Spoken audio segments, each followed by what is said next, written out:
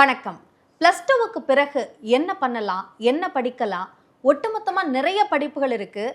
அந்த படிப்புகளில் பல பிரிவுகள் இருக்குது. இப்படி நிறைய சாய்ஸஸ் இருக்கும்போது அதில் தனக்கானது எது அப்படின்றத சூஸ் பண்ணுறது மாணவர்களுக்கும் சரி பெற்றோர்களுக்கும் சரி ஒரு பெரிய சவால் அப்படின்னே சொல்லலாம்.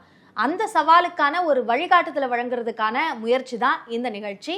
மாணவர்கள் பெற்றோர்களுக்கான வழிகாட்டுதல்களை ஒவ்வொரு தலைப்பாக வழங்குவதற்காக நம்மோடு இணைந்திருக்கிறார் கல்வி ஆலோசகர் திரு ஜெயபிரகாஷ் காந்தி. வணக்கம். வணக்கம். முதல்ல ஒவ்வொரு படிப்பாக நம்ம பார்க்கறதுக்கு முன்பாக ஒரு ஹையர் எஜுகேஷன், ஒரு கெரியரை எப்படி சூஸ் பண்ணணும் அப்படின்ற ஒரு அடிப்படையை நம்ம ஒரு புரிதலை ஏற்படுத்த வேண்டிய ஒரு அவசியம் இருக்குது. ஸோ தனக்கான படிப்பு அப்படின்றத எதை வச்சு ஒரு மாணவர் டிசைட் பண்ணணும்? இல்லை, கண்டிப்பாக. அதாவது ஒரு கெரியர் சூஸ் பண்ணும் அப்படிங்கிறது கண்டிப்பாக ஒரு சேலஞ்சிங் சிச்சுவேஷன் தான் இப்போ இருக்கிற நிலமையில்.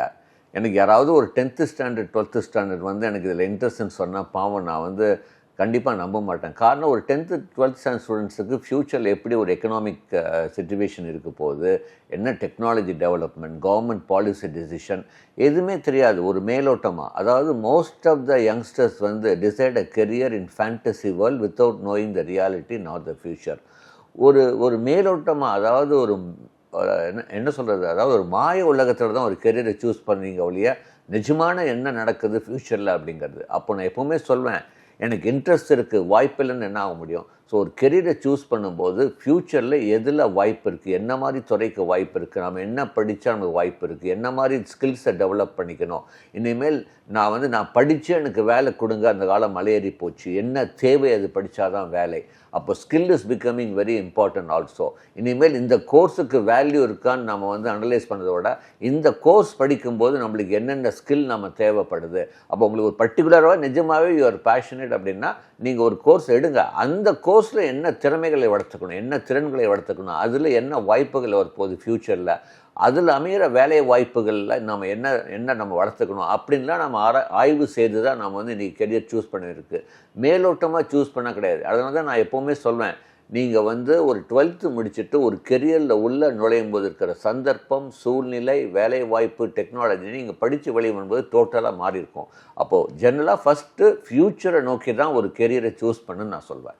இப்போது எனக்கு வாய்ப்பை பற்றியோ அல்லது இந்த படிப்புக்கு தான் வேலை வாய்ப்பு கிடைக்கும் 4 வருஷத்துக்கு அப்புறமோ அல்லது 3 வருஷத்துக்கு அப்புறமோ அப்படின்ற எந்த அறிதலும் இல்லை. ஆனால் எனக்கு இந்த சப்ஜெக்ட் பிடிக்கும், அந்த சப்ஜெக்டை நான் போய் படிக்கலாம் அப்படின்னு முடிவு பண்ணலாமா? கண்டிப்பாக ஓரளவுக்கு முடிவு பண்ணலாம். பட் அப்படி நீங்கள் எடுக்கும்போது, இல்லை சார் எனக்கு இதில் பர்டிகுலர் இன்ட்ரெஸ்ட் இருக்குது அப்படின்னா அந்த சப்ஜெக்ட் எந்த கல்லூரியில் பெஸ்ட்டாக சொல்லித்தராங்க, கல்லூரிக்கு முக்கியத்துவம் கொடுங்க. நீங்கள் ஒரு கோர்ஸை சூஸ் பண்ணிட்டீங்கன்னா best of the colleges choose பண்ணுங்கள். ஏன்னா இன்றைக்கி ஒரு மல்டி டொமைன் ஸ்கில்ஸ் தேவைப்படுது. ஒரு நல்ல காலேஜில் அதுவும் எஸ்பெஷலி ஒரு அட்டானமஸ் மாதிரி காலேஜ், அட்டானமஸ் இருக்கிற காலேஜ் பண்ணிங்கன்னா மல்டிபிள் லேர்னிங், இன்றைக்கி ஃப்ளெக்ஸி லேர்னிங்லாம் வந்துருச்சு, system, choice based credit system.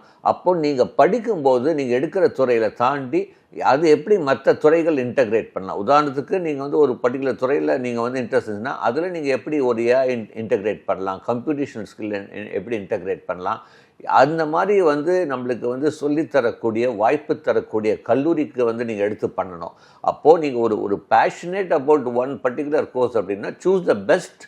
எந்த காலேஜில் அது பெஸ்ட்டாக கொடுப்பாங்களோ அந்த காலேஜில் போய் நீங்கள் ஜாயின் பண்ணணும். இப்போது ஒருவேளை எனக்கு பிடிச்ச படிப்பு அப்படின்னு நான் யோசிச்சிருப்பேன், அந்த படிப்புக்கு அதிகமான மதிப்பெண் தேவைப்படும், அதிகமான ஃபீஸ் கட்ட வேண்டிய தேவை இருக்கும்.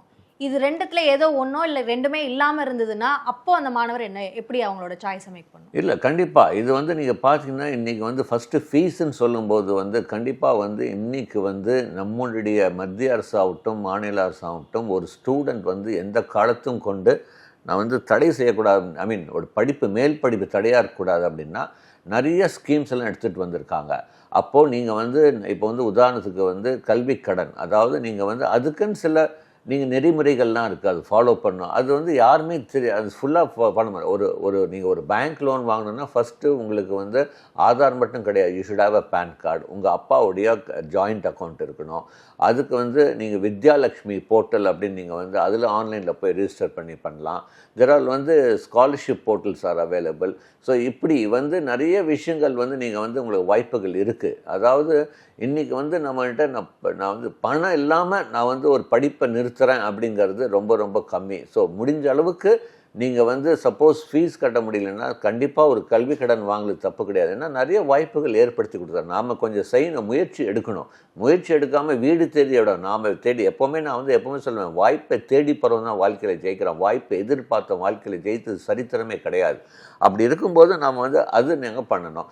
அப்புறம் ஓகே, நல்ல காலேஜில் கிடைக்கல, எனக்கு மார்க் இல்லை அப்படின்னா நெக்ஸ்ட்டு டயர் 2ல் பெஸ்ட்டு காலேஜஸ் எடுங்க. அதுதான் நாங்கள் சொல்லுவோம். கல்லூரிக்கு ஓரளவுக்கு முக்கியத்துவம் கொடுங்க. ஏன்னா இன்றைக்கி வந்து நம்ம எந்த கல்லூரியில் படிக்கிறோங்கிறது ரொம்ப ரொம்ப முக்கியம். நாளைக்கு வந்து அதாவது இன்றைக்கி இருக்கிற சூழ்நிலையில், அதாவது அன்எம்ப்ளாய்மெண்ட் ஃபேக்டர், அதாவது இன்றைக்கி வந்து ஏஐ உடைய ஆதிக்கம், ஃப்யூச்சரில் வந்து வேலை வாய்ப்புகள் எப்படி இருக்கும் அப்படின்னு ஒரு கேள்வி கொடுத்தல எப்போவுமே ஒரு மனிதனுடைய வந்து தேவை இருக்கும். கண்டிப்பாக there will be in employment. But ஒன்று நல்லா புரிஞ்சுக்கோங்க, when the number of people are hiring வந்து கொஞ்சம் கம்மியாகும் போது companies will go to the best of the colleges. இல்லை உங்கள்கிட்ட பெஸ்ட் ஆஃப் த ஸ்கில்ஸ் இருக்கணும். ஸோ உங்களுக்கு பெஸ்ட் ஆஃப் த காலேஜ் கிடைக்கலையா, திறமையை வளர்த்துக்கோங்க. செகண்ட் லெவல் காலேஜில் இனிமேல் எல்லாமே செல்ஃப் லேர்னிங் தான். ஸ்கில்ஸை வளர்த்துக்கிட்டிங்கன்னா கண்டிப்பாக உங்களுக்கு வாய்ப்பு தேடி வரும். காலேஜஸ் நம்ம பேசும்போது டயர் 1 டயர் 2 அப்படின்ற காலேஜ்ன்ற பிரிவு வேற. அரசு கல்லூரியா, அரசு உதவி பெறும் கல்லூரியா, தனியார் கல்லூரியா அப்படின்ற 3 பிரிவுகள் இருக்கு. இதுல எது பெஸ்ட் அப்படிங்கிறது ஒவ்வொரு படிப்பை பொறுத்தும் மாறுது. அதை பற்றிய விளக்கம். இல்லை கண்டிப்பாக, அதாவது கவர்மெண்ட் இன்ஸ்டிடியூஷன்ஸுங்கிறது கண்டிப்பாக, அதாவது இன்றைக்கி வந்து கவர்மெண்ட் இன்ஸ்டிடியூஷனில் படிக்கிறது வந்து கண்டிப்பாக உங்களுக்கு நல்ல மதிப்பெண்கள் தேவை. ஏன்னா நீங்கள் போட்டி ஜாஸ்தி. பட் அதே மாதிரி வந்து கவர்மெண்ட் இன்ஸ்டிடியூஷன்ஸில் டாப் இருக்குது, பாட்டம் லெவல் இருக்குது. அதே மாதிரி கவர்மெண்ட் எய்டடில் டாப் இருக்குது, பாட்டம் இருக்குது. தனியார்லேயும் டாப் அண்ட் பாட்டம் இருக்குது. பட் வந்து சப்போஸ் என்னால் வந்து உங்களால் நல்ல மார்க் மதிப்பெண் வாங்கிக்கிங்கன்னா ஃபஸ்ட்டு ப்ரிஃபரன்ஸ் நான் வந்து டாப் கவர்மெண்ட் காலேஜஸ் தான் நான் வந்து எப்போவுமே சஜஸ்ட் பண்ணுவேன். உதாரணத்துக்கு நீங்கள் வந்து ஒரு இன்ஜினியரிங்கில் ஒரு 200க்கு 199 மார்க் வாங்கியிருக்கீங்க, அது மேலே வாங்கியிருக்கீங்கன்னா கண்டிப்பாக அண்ணா யூனிவர்சிட்டி இன்றைக்கி வந்து NIRF ரேங்கிங் மட்டும் இல்லை, உலகம் தரம் வாய்ந்த ஒரு யூனிவர்சிட்டியாக வந்து நம்முடைய அண்ணா யூனிவர்சிட்டி வந்து செயல்படுது. அப்படி இருக்கும்போது நம்ம ஏன் ஃபஸ்ட்டு வந்து ஏன் நெக்ஸ்ட் லெவல் போகணும், அண்ணா யூனிவர்சிட்டியே படிக்கலாம். அண்ணா யூனிவர்சிட்டி சார்ந்த அண்ணா யூனிவர்சிட்டி இருக்குது, MIT இருக்குது. அதே மாதிரி வந்து நீங்கள் பார்த்தீங்கன்னா அரசு உதவி பெறும் கல்லூரிகள்லாம் இருக்குது. அதில் டாப் இருக்குது, பாட்டம் இருக்குது. அதில் டாப் காலேஜஸ் வந்து நாடி போகலாம். ஸோ எப்போவுமே வந்து ஒரு கல்லூரிக்கு முக்கியத்துவம் கொடுக்கறது, எந்த கல்லூரியில் NIRF ரேங்கிங் நல்லா இருக்குது, NAC MBA அக்ரிடேஷன்ஸ் எப்படி இருக்குது, இண்டஸ்ட்ரி இன்ஸ்டிடியூஷன்ஸ் இன்ட்ராக்ஷன்ஸ் எப்படி இருக்குது, advance learning centre of learning எல்லாம் இருக்கான்னு பாருங்கள். சிலபஸை தாண்டி சொல்லித்தராங்க, ஃபாரின் லாங்குவேஜஸ் வந்து இது பண்ணி கொடுக்குறாங்களா, இல்லை வந்து நம்ம வந்து இன்றைக்கி வந்து நிறைய போட்டிகளில் கலந்துக்கணும். ஏன்னா ஃப்யூச்சரில் வந்து ரெக்ரூட்மெண்ட் பிளேஸ்மெண்ட்டுங்கிறதெல்லாம் தாண்டி யாருக்கு வாய்ப்புகள்னால் வந்து திறமையை வெளிப்படுத்துகிறவங்களுக்கு, அந்த திறமை எந்த இன்ஸ்டிடியூஷனில் வந்து அந்த போட்டிகள் மூலமாக உங்களுக்கு வந்து வெளிப்படுத்த தயார் பண்ணி கொடுக்குறாங்களோ. இன்றைக்கி வந்து கவர்மெண்ட்டே வந்து ஸ்மார்ட் இந்தியா ஹேக்கத்தான்லாம் நடத்துகிறாங்க. ஸோ அந்த மாதிரி வந்து இந்த மாதிரி ஒரு போட்டிகள் நிறைந்த உலகத்தில் இருக்கும்போது இந்த போட்டிகளில் கலந்து உங்களை திறம்பட வைக்கிறது கல்லூரியை நீங்கள் முக்கியத்துவம் கொடுக்கலாம். சார் எனக்கு வந்து நான் டயர் 2ல் படிக்கிறேன் சார், எனக்கு இந்த மாதிரி ஆப்பர்ச்சுனிட்டி கிடைக்கல, நான் வந்து எனக்கு ஒரு இன்டர்ன்ஷிப்போ எனக்கு வந்து என்கிட்ட திறமை இருக்குது பட் வெளிப்படுத்துக்கான தருணங்கள் இல்லை அப்படின்னு நீங்கள் நினைக்கலாம். இருக்குது. அதாவது நீங்கள் பார்த்தீங்கன்னா இன்றைக்கி வந்து ஃபஸ்ட்டு கூகுள் ஸ்கில்ஸ் அப்படின்னு அதில் போய் ரிஜிஸ்டர் பண்ணுங்கள். கூகுள் ஸ்கில்ஸ் நீங்கள் எந்த ஆர்ட்ஸ் படிக்கலாம், சயின்ஸ் படிக்கலாம், இன்ஜினியரிங் படிக்கலாம், கூகுள் ஸ்கில்ஸ். அது தாண்டி இப்போ வந்து நிறைய ஓப்பன் சோர்ஸ் சேலஞ்சஸ்லாம் வந்து நிறைய வந்து ஆன்லைனில் இருக்குது. உதாரணத்துக்கு கிட்டப் ஓப்பன் சோர்ஸ் சேலஞ்சுன்னு போடுங்க, இல்லை கூகுள் ஓப்பன் சோர்ஸ் சேலஞ்சஸ் போடுங்க. டாபிக் வைஸ் வருது, ஒரு சேலஞ்ச் எடுங்க, உங்கள் திறமையை காமி, எங்கே வேணால் நீங்கள் படிக்கலாம், உங்கள் திறமையை காமி, உங்களுக்கு தேடி வரதுக்கு வாய்ப்பு இருக்குது.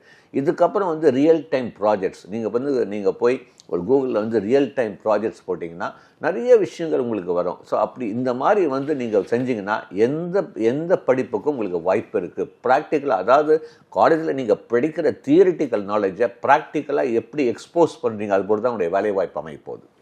இப்போ 12ஆம் வகுப்புல அவங்க ஒரு குரூப் படிச்சிருப்பாங்க. இப்போ அந்த குரூப்க்கு இந்தந்த படிப்பு தான் அவைலபிள் அப்படின்னு நிறைய ஆப்ஷன்ஸ் அவங்களுக்கு இருக்கலாம். இப்போ மேக்ஸ் பயாலஜி எடுத்திருக்காங்க அப்படின்னா அவங்களுக்கு நிறைய வாய்ப்புகள் இருக்கும். இப்போ ஆர்ட்ஸ் அண்ட் சயின்ஸ் அப்படின்னு முடிவு பண்ணிட்டா அதில் எந்த படிப்பு படிக்கலாம் அப்படிங்கிறதையும், இன்ஜினியரிங் அப்படின்னா அதில் எந்த பிரான்ச் அப்படிங்கிறதையும் எதை வச்சு முடிவு பண்ணலாம்? அதாவது இப்போ வந்து ஒரு மேக்ஸ், ஃபிசிக்ஸ், கெமிஸ்ட்ரி, கம்ப்யூட்டர் சயின்ஸ்னால் ஃபஸ்ட்டு ப்ரிஃபரன்ஸ் வந்து கண்டிப்பாக அவங்க வந்து இன்ஜினியரிங் கொடுக்கலாம். ஏன்னா இன்ஜினியரிங்லேயே வந்து எமர்ஜிங் கெரியர்ஸ் இருக்குது, டெக்னாலஜி மேனேஜ்மெண்ட் கோர்ஸ் இருக்குது, கன்வென்ஷனல் இருக்குது. ஸோ எமர்ஜிங்கில் என்ன இருக்குது அப்படின்லாம் நம்ம வந்து நிறைய கோர்சஸ் வந்து உருவாயிட்ருக்கு. புதுமையான கோர்ஸுகள், புதுமையான எமர்ஜிங் கெரியர்ஸ் இன்னும் 4 வருஷம் கழித்து எப்படி இருக்கும் அப்படின்னு. அதே மாதிரி ஆர்ட்ஸ் அண்ட் சயின்ஸ்லேயும் வந்து வாய்ப்புகள் நிறையா இருக்குது. நாட் ஒன்லி ஓகே நம்ம பிகாம், BBA படிக்கிறோம், ஆர்ட்ஸ் படிக்கிறோம், இந்த ஆர்ட்ஸ் ஸ்டூடெண்ட்ஸுக்கு வந்து டெக்னாலஜி மேனேஜ்மெண்ட் நிறைய ஐஏஎம் வந்து இன்டெகிரேட்டட் கோர்ஸை வந்து ஆஃபர் பண்ண ஆரம்பிச்சிட்டாங்க. அதுக்கு அவங்க ப்ரிப்பேர் பண்ணி போகலாம். இல்லை வந்து நான் சயின்ஸில் வரணும் அப்படின்னா ஓகே, நாட் ஒன்லி இந்த டீச்சிங் லைனில் நீங்கள் வரத்துக்கு நான் வந்து சொல்கிறேன், டீச்சருக்கும் மிகப்பெரிய ஒரு பற்றாக்குறை இருக்குது, ஃப்யூச்சரில் இன்னும் பெரிய இருக்கும். அப்போது அதுக்கான ஒரு நுழைவுத் தேர்வு எழுதலாம் +2 முடித்த பிறகு. அதாவது national common entrance test, NIT ட்ரிச்சிலேயே வந்து இன்டெகிரேட்டட் பிஎட் ப்ரோக்ராம்லாம் கொடுக்குறாங்க. தெரிய மாட்டேங்குது நம்ம தமிழ்நாடு மாணவர்களுக்கு. திருச்சியில் என்ஐடியில் வந்து ஒரு டீச்சிங் ப்ரொஃபஷனுக்கு கோர்ஸ் இருக்குது. இன்ஜினியரிங் தான் நினைக்கிறோம் என்ஐடின்னு நினச்சா.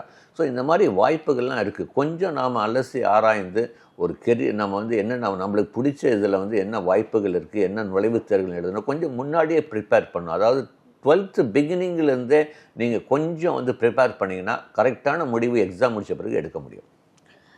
என்னோட கெரியர் இதுதான், நான் இந்த வேலைக்கு தான் போக போகிறேன் அப்படின்றத டிசைட் பண்ணிவிட்டு அதுக்கான படிப்பை சூஸ் பண்ணணுமா, அல்லது நல்ல படிப்பை சூஸ் பண்ணிவிட்டு அதுக்கு பிறகு இதுதான் தன்னோட வேலை அப்படின்னு முடிவு பண்ணுறது சரியா?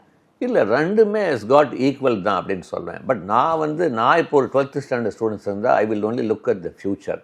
ஏன்னா நான் படித்து வெளியே வரும்போது எந்த படிப்புக்கு வாய்ப்புகள், எந்த துறையில் வாய்ப்புகள், என்ன திறமைகள் வளர்த்துக்கணும். ஏன்னா எப்படி மாறும் அப்படின்னு சொல்லவே முடிய மாட்டேங்குது. யாராவது கோவிட் வரும்னு நினச்சோமா, யாராவது ஏஐ உடைய ஆதிக்கம் தாக்கம் இந்த அளவுக்கு வந்து ஜாப் ஃபேக்டரில் இருக்குமா, ஐடி செக்டாரே வந்து ஒரு ஷேக்கான பொசிஷனில் நம்ம யாராவது நினச்சி பார்த்தோமா? கிடையாது. ஸோ அது வந்து எப்படி மாறும் அப்படிங்கிறது யாரும் தெரிய முடியாது. அப்போது வந்து எப்போவுமே ஒரு கெரியர் நம்ம சூஸ் பண்ணும்போது எடுத்தோன்னே நேரோ டவுன் பண்ணாதீங்கன்னு தான் நான் சொல்வேன். Always have a broader feel.